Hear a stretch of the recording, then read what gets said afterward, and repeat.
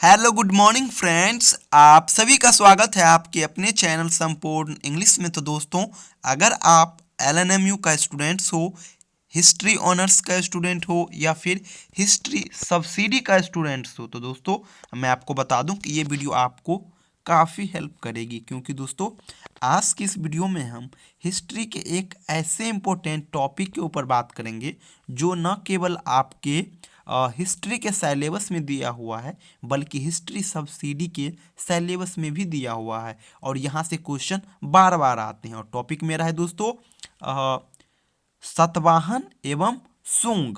ये दो जो सतवाहन और शुंग है, यहाँ से बहुत सारे प्रश्न बनते हैं। तो यहाँ पे आज की इस वीडियो में हम उसी के ऊपर बात करेंगे। और दोस्तों, अगर आप सिंधु घाटी सभ्यता, जैन धर्म, बौद्ध धर्म, मगध का उत्कर्ष, इससे रिलेटेड और देखना चाहते हो वीडियो, और ये जो भी मैं आपको बताया हूँ नाम, ये सभी एलएनएमयू के हिस्ट्री ऑनर्स और हिस्ट्री सब्सिडी के लिए बहुत ही इंपॉर्टेंट है। और सभी का लिंक इस वीडियो के डिस्क्रिप्शन में दे दूंगा, आप उसको ढंग से देख लेना।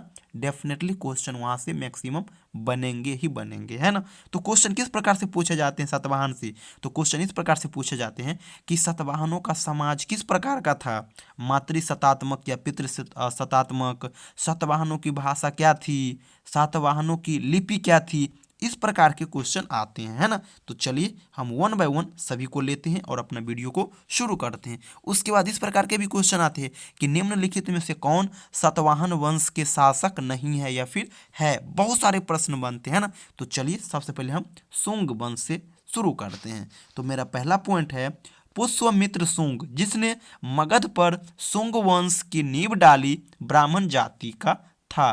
पूछा जाएगा क्वेश्चन कि पुष्यमित्र शुंग किस जाति का था, तो क्या हो जाएगा? ब्राह्मण जाति का। या फिर पूछा जाए कि शुंग वंश का संस्थापक कौन है, तो पुष्यमित्र शुंग, है ना, जिसने मगध पर शुंग वंश की नींव डाली थी, है ना। तो चलिए अगला पॉइंट, शुंग शासकों ने अपनी राजधानी विदिशा में स्थापित किया। क्वेश्चन पूछा जाएगा कि इनमें से किस वंश के शासक ने अपनी राजधानी विदिशा में स्थापित किया, तो शुंग वंश के शासक, है ना। अगला प्रश्न, इंडो यूनानी शासक मिनांडर को पुष्यमित्र शुंग ने पराजित किया। ये आप याद रखना। अगला प्रश्न दोस्तों, पुष्यमित्र शुंग ने 2 बार अश्वमेध यज्ञ किया। पूछा जाएगा कितने बार अश्वमेध यज्ञ किया, तो 2 बार। इनके लिए पतंजलि ने अश्वमेध यज्ञ कराए, है ना। इसके लिए किसने अश्वमेध यज्ञ कराए, तो पतंजलि ने। भरहुत स्तूप का निर्माण पुष्यमित्र शुंग ने करवाया। क्वेश्चन पूछा जाएगा कि भरहुत स्तूप का निर्माण किसने करवाया, तो पुष्यमित्र शुंग ने कराया, जो कि शुंग वंश का संस्थापक माना जाता है। शुंग वंश का अंतिम शासक देवभूति था। ये प्रश्न आप याद रखना, ये आएगा फिक्स है आई थिंक। शुंग वंश का अंतिम संस्थापक कौन है दोस्तों?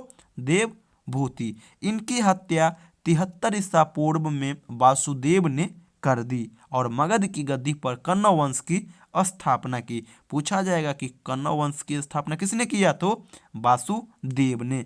कण्व वंश का अंतिम राजा सुशर्मा हुआ, ये आप याद रखना। अंतिम वंश और प्रथम वंश का राजा का नाम आप जरूर याद रखना। अगला क्वेश्चन, सिमुक ने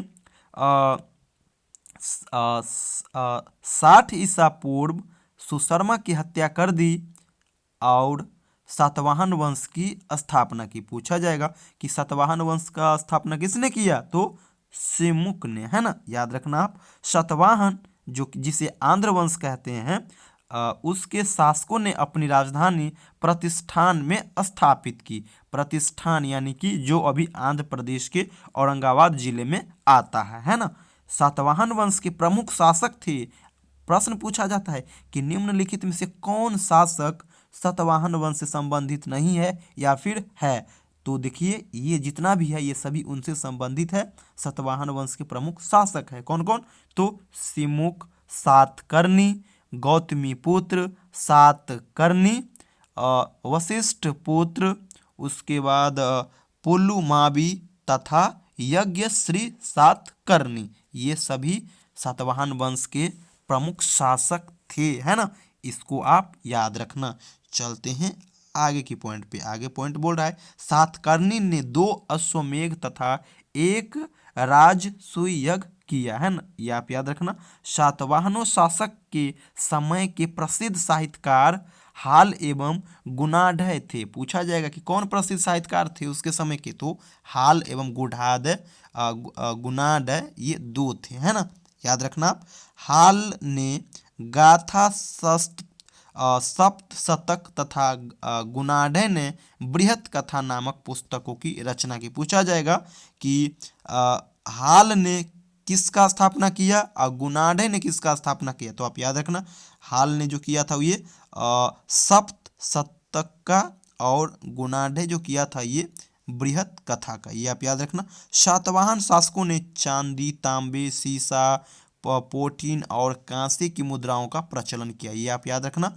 अब ब्राह्मणों को भूमि अनुदान देने की प्रथा का आरंभ सातवाहन शासक ने ही सर्वप्रथम शुरू किया था, आप याद रखना। सातवाहन पूछा जाएगा कि सातवाहनों की भाषा क्या है, तो सातवाहनों की भाषा प्राकृत है और लिपि ब्राह्मणी है, ये आप याद रखना। उसके बाद पूछा जाएगा कि सातवाहनों का समाज किस प्रकार का है, तो ये समाज मातृसत्तात्मक समाज है ना।